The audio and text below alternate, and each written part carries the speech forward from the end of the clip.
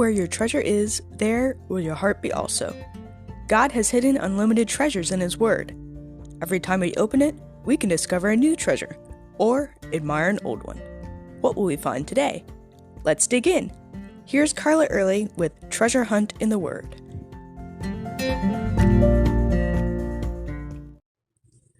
Do you know someone with an authoritative voice? Someone who, when they speak, people get going and things get done. My mom is like that. For me, getting a group of children, or people in general, to do anything is like herding cats. But if my mother is in charge, the authority in her voice makes people listen. Suddenly everyone is quiet and doing what needs to be done just because she says so. I've always admired that about her. But just think of God's voice of authority. He spoke and the world came into being. Talk about authority. In Psalm 29, David stands in awe of the power, authority, and majesty of God. Listen to what he says about the voice of the Lord.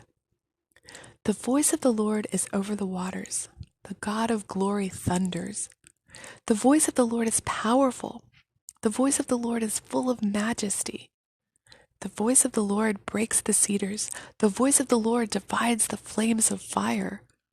The voice of the Lord shakes the wilderness. And in his temple, everyone says, glory. No doubt about it, God is in control of everything. His power and majesty overwhelms us when we think about it. How should we respond to that kind of authority? We should follow David's instructions. He says, honor the Lord, you sons of the mighty. Honor the Lord for his glory and strength. Honor the Lord for the glory of his name. Worship the Lord in the splendor of holiness. Just think, all that splendor and glory and authority of God's voice could just order us to do things and we'd be compelled to obey.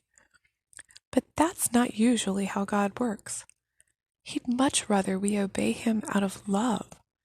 So instead of coming to us in a hurricane, breaking rocks into pieces, or in an earthquake shaking our foundation, or in a fire burning off all that we allow to come between us, the Lord our God usually chooses to speak to us in a still small voice, just like he did to Elijah on the mountain. And he gives us a choice. We can obey, preferably because we love him and have his kingdom work as our uppermost priority. Or we can choose to disobey. If we obey, we have the privilege of being God's hands and feet, whether in big or small ways. We get to see his power and majesty in and through us, impacting the world around us. If we choose to rebel, as we see Israel do time and again throughout the Old Testament, we also choose the consequences. Separation from God and his loving protection and guidance, among other things. But the choice really is ours to make, whether his voice speaks to us in powerful, authoritative ways or in small nudges and quiet tones. What is God's voice saying to you today? How will you respond?